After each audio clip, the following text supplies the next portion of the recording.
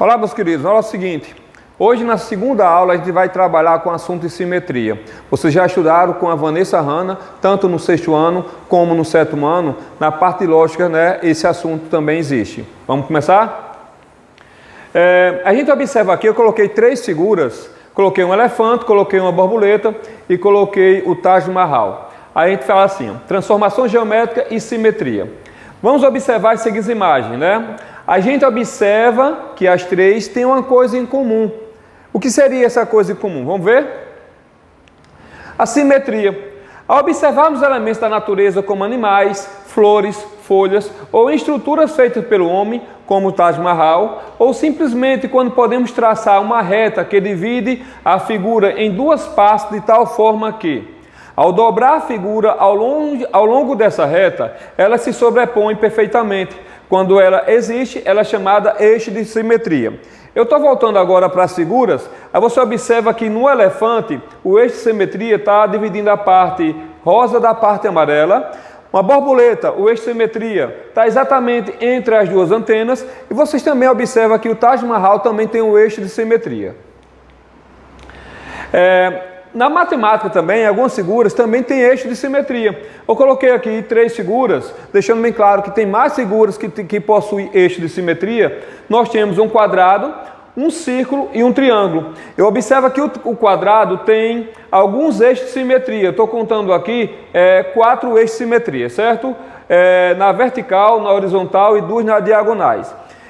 O círculo tem infinitos eixos de simetria. Lembrando, eixo de simetria, quando você traçar uma retinha, você dobrando a figura de um lado, fica sobreposta do outro lado. Esse triângulo aqui, eu teria mais eixo de simetria. No caso desse triângulo aqui, o eixo de simetria, vocês observam, caso vocês dobrem, certo? Fica sobreposta.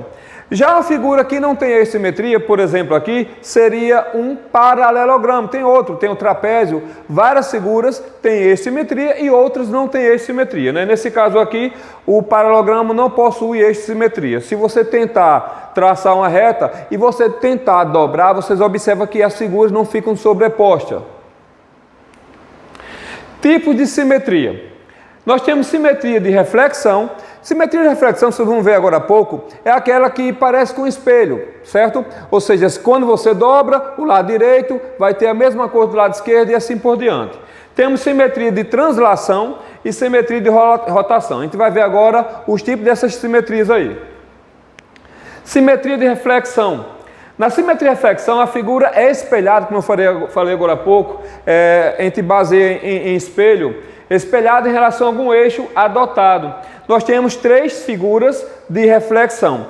Aí você observa, se você tentar dobrar essa figura exatamente desse eixo, essa figura sobrepõe exatamente nessa outra figura.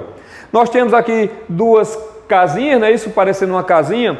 De novo, nós temos uma figura em relação ao eixo do Y. Aqui também seria eixo do Y, deixando bem claro que a gente vai ver simetria em relação a outros eixos, o eixo do X. Vocês viram agora há pouco nos assuntos que foi visto. Aqui nós temos uma simetria em relação também ao eixo do Y. Observa que se você dobrar exatamente nesse local aqui, ela se sobrepõe. Esse é o primeiro tipo de simetria. Vamos para o segundo tipo de simetria. A translação. A translação a gente trabalha com o deslocamento da figura, não dobrando como o eixo de simetria, como a simetria de reflexão.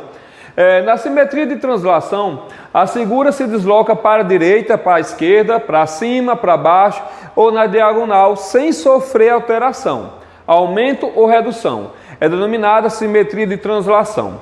Todos os pontos da figura são deslocados em um mesmo sentido. Aí, se você observar no primeiro exemplo, nós deslocamos essa figura aqui, ó, esse triângulozinho, ó, na diagonal e para baixo. Observa que elas têm exatamente o mesmo tamanho. No segundo exemplo, também é uma simetria de translação, foi deslocado na diagonal e para cima. Observa que os tamanhos delas não se alteram, ela continua com o mesmo tamanho. No terceiro tipo de simetria, que é a simetria de rotação, a gente observa o seguinte, ó, as formas geométricas em que a figura gira ao redor de um ponto fixo. Aí você observa que nós temos esse ponto aqui e a figura vai girando. Observa que elas também não se deformam, ela continua o mesmo tamanho. A diferença é que não é igual à simetria de rotação, de translação, Nesse caso, ela só vai girando em torno de um eixo. Eu podia também girar em torno de qualquer ponto da figura. Essa é a simetria de rotação. E temos agora uma questão, né? Nós temos aqui 3 tipos de simetria. Vocês vão tentar resolver agora essa questão, que é muito bem fácil. Vocês podem parar um vídeo um instantezinho. Vamos tentar analisar das 3 qual é de translação, de rotação e de reflexão, certo? Pausa um vídeo e vamos começar. Então pronto, vamos lá.